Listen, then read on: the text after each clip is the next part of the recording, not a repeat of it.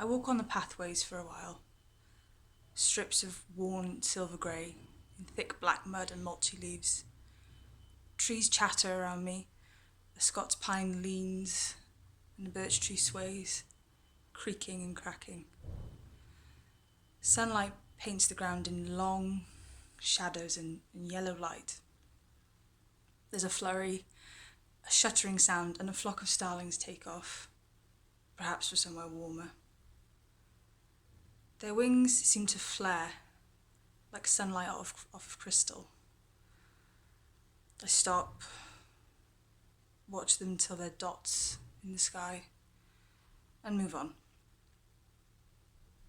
Moss-covered stones mark the trail's border, but I move beyond them.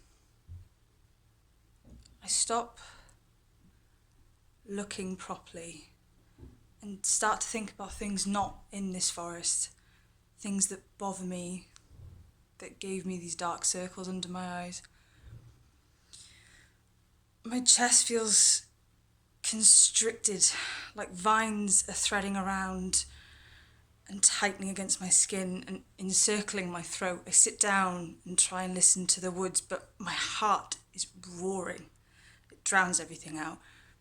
I bring my face closer to the ground and try and breathe in the comforting smell of decaying leaves and damp earth.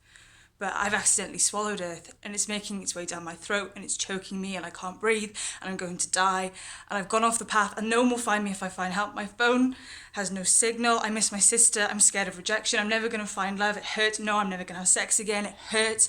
My friends secretly hate me. Where do we go when we die? Will I ever see my dead family again?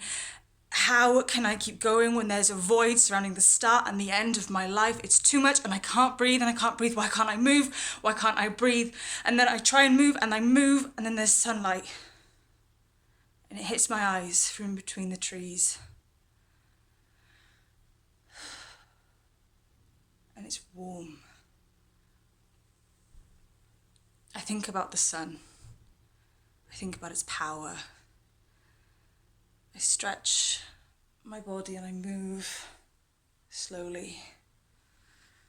I'm shaking off the feeling of my gums being too tight around my teeth, of my ribs crushing my lungs. I bring my arms up and twirl around. I look at the trees and I root myself into the ground like them. I try and be immovable and calm. But visualizing the roots makes me start to think of the veins under my skin. And I think about the blood in them and it makes me feel itchy again, but I allow the uncomfortable thought to wash over me. Through and over me. Pushing it away only makes it worse. I sit with and look at the thought, and it eventually loses its ability to bother me. My fingers are tingling. Feeling is returning to them. I can hear the birds now, and the wind whistling in the trees. The branches are clacking together. I look at the sky and how its branches make it interlace. Black and brown cutouts against sky blue. I breathe in.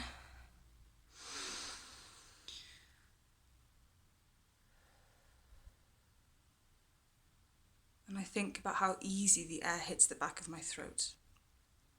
I take it right down inside of my body. Imagine each breath is filling my entire body up, flushing out the shaky adrenaline feeling and replacing it with a warm blue light. After a while I walk onwards, feeling more anchored somehow. I make my way out of the woods and up onto the hill. The landscape seems to explode outwards from my eye line, spread out below the hill I stand on. It's a patchwork quilt of green and brown farmland. There are clusters of trees like lumps of broccoli, and houses so far away they could look like building blocks for children. It all seems so much more easily traversable and manageable. Like I could take one step and be carried across the land to where I want to be. Mountains so far away, they are a purple-grey blue in the distance. But I can feel how huge and ancient they are. Their power ripples out towards me, reminds me of my comforting insignificance.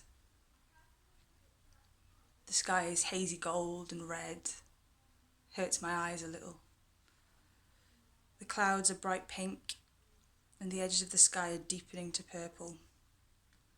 The sun is a glowing disk as it dips behind those mountains. I breathe in again.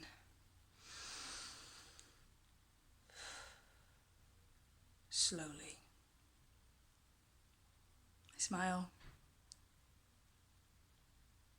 I smile again, more believably this time. I turn and I head back home.